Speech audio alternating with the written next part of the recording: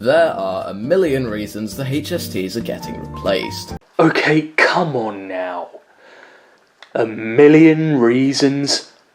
That's a major exaggeration. It's a rite of passage as a train enthusiast to know what a Class 43 is, and how they're way too old and rickety to still be in passenger service.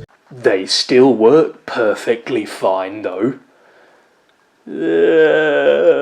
Most of the time, at least. Something that happened in the last 10 years is the UK rail network gaining consciousness and realising that their HST fleets are old as and need to be eradicated. Damn! Really? All of them? Are you a revisionist? Do you hate preservation? So welcome the Class 800, the face of the Intercity Express programme. They enter service in October 2017 and, as the community does, totally rejects them. Yeah, because they're uncomfortable. The opinion of passengers doesn't seem to affect the decisions of many other train operators, and they begin ordering more to replace other fleets. Yeah, because they all want us to suffer.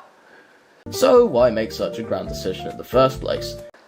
I literally just said why. Well, first we'll have to dive into the history of the IEP. So there are three kinds of people in the world. Those who like Hitachi seats, those who don't, and those who can't give a Slovakian chair lag about the entire subject. The Class 800-0 is a 5-car BMU built for GWR, and these new trains had a total of 2,250 horsepower coming out of their 3 diesel engines. This matches that of a single HST power car. The units were seen as the perfect replacement for the HSTs. But Will, they have the same horsepower, so they should have equal acceleration. Not quite. First of all, you're forgetting that the 800 is also electric, and second of all, the 80X doesn't have to drag 140 tons, yes, 140 tons worth of HST power car.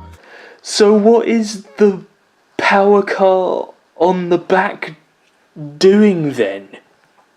Isn't the whole point of it being there so that it can push while the power car at the front pulls the train? It's the same story with L&ER, but they decided to order 9-car sets to match the length of their current fleet, to which GWR completely copied, with their 9-car sets having a total horsepower of 3,750. That's nowhere near the HST's 4,500 total horsepower. Less than a year later, GWR decided that they were going to wipe out the HSTs from the full Great Western Main Line timetable for good, and confine them only to the furthest stretches. Yeah, that was definitely a good idea. Why would you do that when, to my knowledge, they could still run perfectly fine on the main line? Weren't they built to do that kind of thing?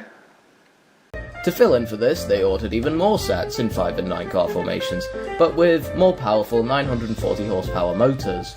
So the Class 802 appears.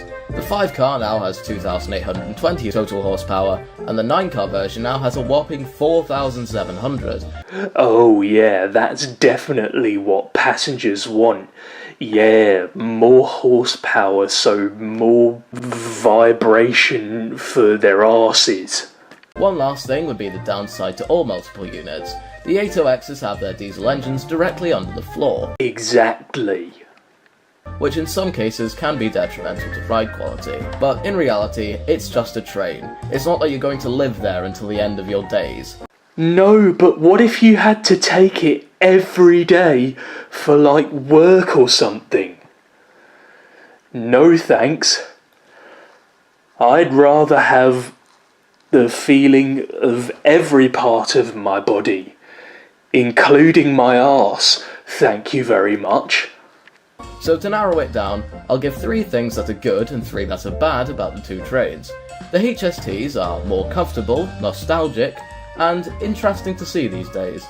But they are also slow at accelerating, bad for the environment. There is something that can also be done about that as well. It's not very well known, I don't think. However, there are 2 companies, I think, in the UK and one company in the US, that I know of anyway, that have done it. It's called hydrogen power. Like I kind of said earlier, two companies in the UK have both converted an old British diesel locomotive from early and late BR days from diesel to hydrogen power. Both locomotives were from different classes, and from what I've heard, the results were pretty good.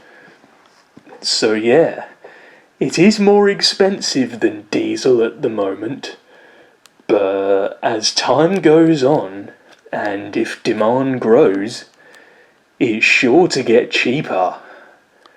And yeah, I personally think that it would be a more suitable alternative to electrification, personally.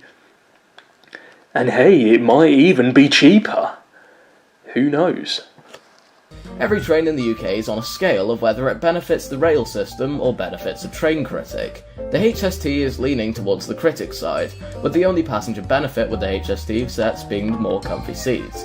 The new trains are absolutely hated by most of the rail enthusiast community. Yeah, because again, they are uncomfortable. Because like you said earlier, they are multiple units, which means that, again, like you said, they have their diesel engines directly under the floor. If the government, through the Department for Transportation, had asked them to create them so that they would have one locomotive at the front of a line of carriages and one locomotive at the back like the HST is, they probably wouldn't be as hated as they are now. Sure, it's probably inevitable that there would be some people who would still hate them and prefer the HST no matter how they made the 800 or how many improvements they made to it, but I'm fairly certain that, again, if they made it a loco-hauled train like the HST that could also run on both diesel and electric power, people would probably like them a whole lot more. And yeah, maybe it's not all just the fact that the diesel engines are placed under the floor. Maybe also the seats genuinely are just unpleasant to sit on. Like with the example you gave with LNER's 800s.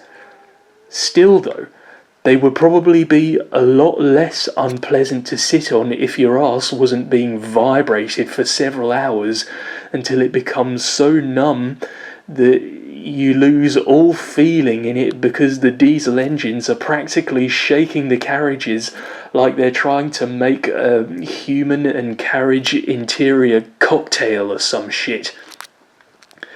It's not difficult to make a locomotive-hauled train set that can run on both diesel and electric power.